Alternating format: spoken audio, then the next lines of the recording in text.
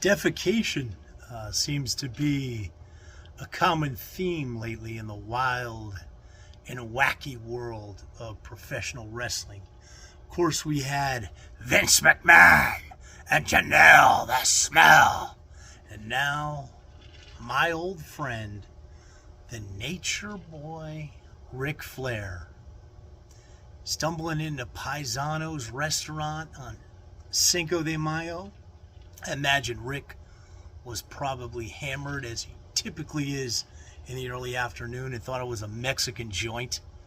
And he's so upset that one of the kitchen staff is in one of the stalls. Rick must have had to take a number two really bad, and he's looking at the stall and through the stall, making this guy uncomfortable, yelling at him, spilling drinks on toddlers, challenging kitchen staff to go out and rumble with him in the parking lot, throwing furniture. None of this surprises me. And the reason it doesn't surprise your king is because I tell one quick story. 2015, Rick used to have his boat at Lake Lanier, which was a beautiful resort in Georgia outside of Atlanta. And I was on his boat one afternoon, and with a beautiful attorney from LA.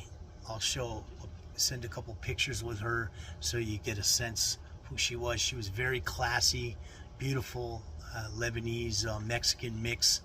And Rick is grabbing her from behind, grabbing on her boobies and saying, "Oh, you're so exotic. You're so exotic." And of course, we're tipping him back on the boat because your king likes to tip him back too. We're at Lake Lanier Lodge Bar afterwards, and it's still in the afternoon, probably around 4 or 5 p.m.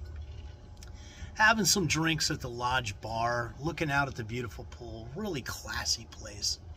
And Rick and I are just chatting it up, and a fan comes over. Nice guy, again, this is a high dollar classy lodge, and asks to get a video for his son. And Rick goes, "Get the fuck out of here. Get the fuck out. Get away from us." And the guy is kind of startled. He wasn't expecting that. And then Rick turns to me and he goes, "Man, that guy comes back. You beat his ass." That's the kind of way that the Nature Boy treats his fans. So this incident is not surprising. Rick has been belligerent. He's a belligerent drunk.